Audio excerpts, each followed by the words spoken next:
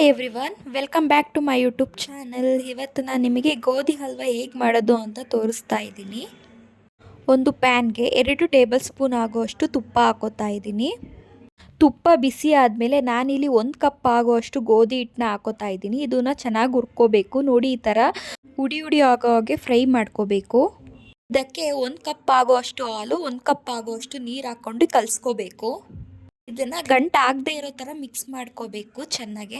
ಈ ಥರ ಗಟ್ಟಿ ಆಗೋವರೆಗೂ ಕೈ ಆಡಿಸ್ತಾ ಇರಬೇಕು. ಕೈ ಮಧ್ಯದಲ್ಲಿ ಬಿಡಬಾರ್ದು, ಗಂಟಾಗ್ಬಿಡುತ್ತೆ.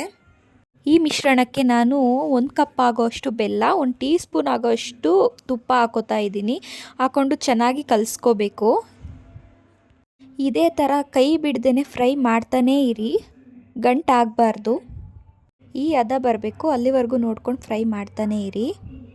ನೆಕ್ಸ್ಟ್ ಈ ಹದಕ್ಕೆ ಬಂದ ಮೇಲೆ ಇದನ್ನು ಉಂಡೆ ಮಾಡಿ ನೋಡಿ, ಈ ಥರ ಕನ್ಸಿಸ್ಟೆನ್ಸಿಯಲ್ಲಿ ಬರಬೇಕು. ನಂತರ ಇದನ್ನು ಒಂದು ಪ್ಲೇಟ್ ಮೇಲೆ ಸರ್ವ್ ಮಾಡಿಕೊಂಡು ಸ್ಪ್ರೆಡ್ ಮಾಡ್ಕೊಳ್ಳಿ. ನೋಡಿ, ಈ ಥರ ತೋರಿಸ್ತಿರೋ ಹಾಗೆ ಈ ಥರ ಸ್ಪ್ರೆಡ್ ಮಾಡ್ಕೊಳ್ಳಿ. ನೆಕ್ಸ್ಟ್ ಇದನ್ನು ನಿಮಗೆ ಯಾವ ಶೇಪಲ್ಲಿ ಬೇಕೋ ಆ ಶೇಪಲ್ಲಿ ಕಟ್ ಮಾಡಬೇಕು. ನಾನಿಲ್ಲಿ ಸ್ಕ್ವಯರ್ ಶೇಪಲ್ಲಿ ಕಟ್ ಮಾಡ್ಕೋತಾ ಇದ್ದೀನಿ.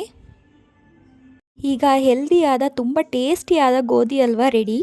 ಈ ಥರ ಮಾಡಿಕೊಟ್ರೆ ಮಕ್ಕಳು ತುಂಬ ಇಷ್ಟಪಟ್ಟು ತಿಂತಾರೆ. ನೀವೊಂದ್ಸಲ ಟ್ರೈ ಮಾಡಿ ಹೇಗೆ ಬಂತು ಅಂತ ಕಮೆಂಟಲ್ಲಿ ತಿಳಿಸಿ. Thank you for watching.